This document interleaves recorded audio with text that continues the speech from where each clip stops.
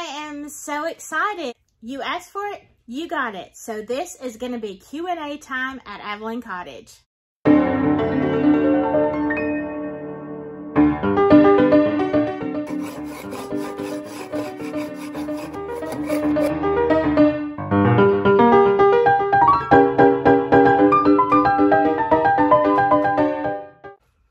Okay, so you are going to see me put on my very funky, not so clean glasses. These are my Dollar Tree specials. So hopefully I won't need them a whole lot. I don't know. What do you think about the color?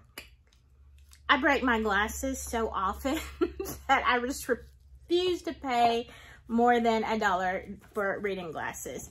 So I'm so excited because I've never done a Q&A before, and I really didn't know if you would respond, and you did, and I just love it. Thank you so, so much.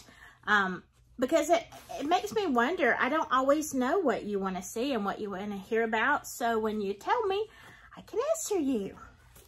All right. So the first question comes from, no, don't you do it, dog. The first question comes from Buff Montana, who, I love your name, by the way. I don't know if you're from Montana. I don't, but anyway, it's a cool name. Okay, he was asking, or she, I'm not really sure, was asking about what am I going to do with the small house. Okay, well, the small house is really a log cabin, and that actually kind of goes with part of the ghost story here. That log cabin was originally like probably close to 20 miles away from here. My understanding is that the original people, like, this house wasn't built on this site. This house was built in the downtown area of the city I live in, and they moved it out, I think in the 70s. They cut it in half and moved it to this property. And I believe that the people that moved it here also bought the log cabin that was even further. It was in the middle of a road that they were trying to build, and it belonged to a palm reader. And so when I moved in and I was looking at the house and doing the inspection, the neighbor came over and said, oh, that's the gypsy house. That's what the realtor said. They always called it the gypsy house. Well, it wasn't. I mean, I don't know. Probably not a gypsy. Some of the previous owners have used it as a man cave, a haunted house for the kids. And apparently it was, you know, a fun place for a lot of people. Now, when I moved in, it had been sitting for 2 years, and the neighbors, they really want that house torn down because it has no electricity out there, and it yeah, there's lights in there at night, and everybody who comes here gets like the heebie-jeebies with it. Let me show you. Yeah, there's a story with this, but I heard something popping while I was out here walking the yard, and I noticed that the whole bottom is literally just coming off. Now, this didn't happen just a year ago, because when I moved in, my original thought was to try to save it, but it was not nearly in this condition. I mean, it literally has taken such a hit in 1 year. It's kind of crazy. And all of this wood right here just coming right off. I mean, it wasn't like this at all. I don't know, weird stuff happens around here all the time. So here's my tree, my naked bark tree that I love and have no idea what this is. Yeah, as you can see, it has really, really. So this used to be the front porch, I think. This was the front porch. Can't really tell because it's sunken down. I don't know. So holly bush, that's great. Yeah, yeah, I don't know. It kind of makes a cool picture. Like, look at that. Kind of really cool. So I can't take you inside because literally there are cracks in the wall and there's all kind of junk like in the floor. I'm afraid to walk in there. And honestly, I've lost some cats since I moved in. It seems like anytime anything goes into the log cabin, it's shortly after there that we never see it again. So, yeah, I want to tear it down. That is my goal, to tear it down, burn it, whatever. Get rid of it. All right, also, let's see. Here we have another question. What features made you fall in love with the house? Well, I saw it on, I think, realtor.com or whatever, one of those sites, and I did like the outside, but I could see the inside needed a lot of work, and that's not something I wanted to do. I had been working on my mom's house for 2 years, and I really just wanted something turnkey. I wanted something fabulous that I could just move into. But what happened is I was kind of in the neighborhood looking at a turnkey house, and I thought, you know what, it was during lockdown and I was just glad to be out, and I thought, you know what, I'm just gonna go and see. I pulled up into the driveway and I can't even describe the feeling. I felt like I had gone back in time, and it was so like a fairy tale. It was just, you know, mystical, and it was amazing. The yard was amazing. Now, I didn't come with a realtor the first time because I really had no intention of really seriously looking at the house. And then I came in, walked in the yard, and it was over. It was just so amazing, the whole feel, and the feeling like I was in a different dimension. That's exactly what it felt like, is I had just slipped into somewhere else. And so I really, at that point, didn't even care. I wanted the house. I had to have the house. And at that moment, I didn't even care what the house looked like. I was going to buy it. But obviously, yes, the front arch, that was a major selling point. Mostly because I love Cape Cod. Like, I was dreaming of saving enough money to buy a house on Cape Cod. And I really thought, you know, the way this house is, if it was just covered in like the cedar shingles, I think it would look like it just belonged, you know, somewhere out there. And so that was a selling point. And then, of course, when I actually saw the house, and it had the beautiful archways, the French doors, and oh my gosh, it just looked like a castle. And very much Tudor style, which if I were going to live in a castle, I should live in a castle. If I were going to really live in a castle, I would want it to be a Tudor castle. So this really was just right up my alley. Okay, one of you asked, how do you keep from feeling overwhelmed? Because you're doing a home reno as well. So, yeah, I will say, this is Clear Blue Sky, I think, that asked this question. I sometimes am overwhelmed, and I want to cry. In the beginning, I just thought it needed the carpet pulled up and some paint and all that.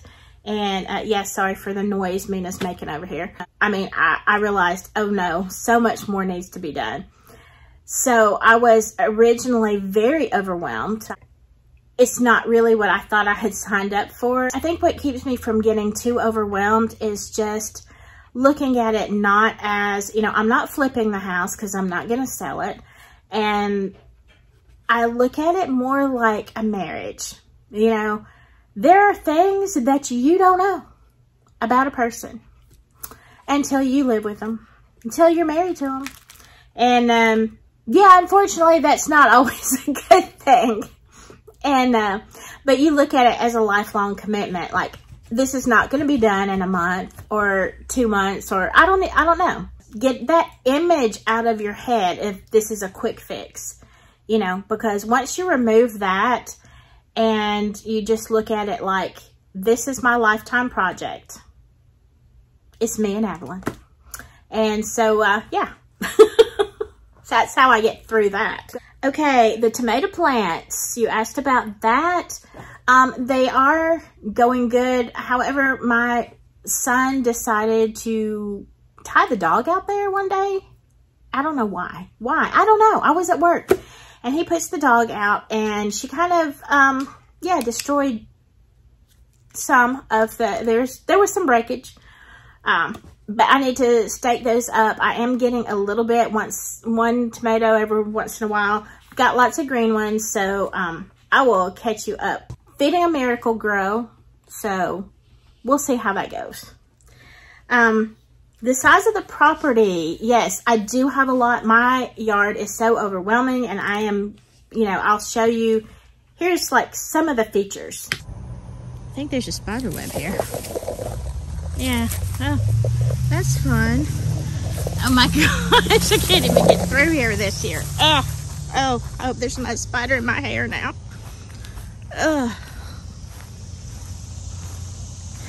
Yeah, you could see it last year. This year, you can barely see the house from the road.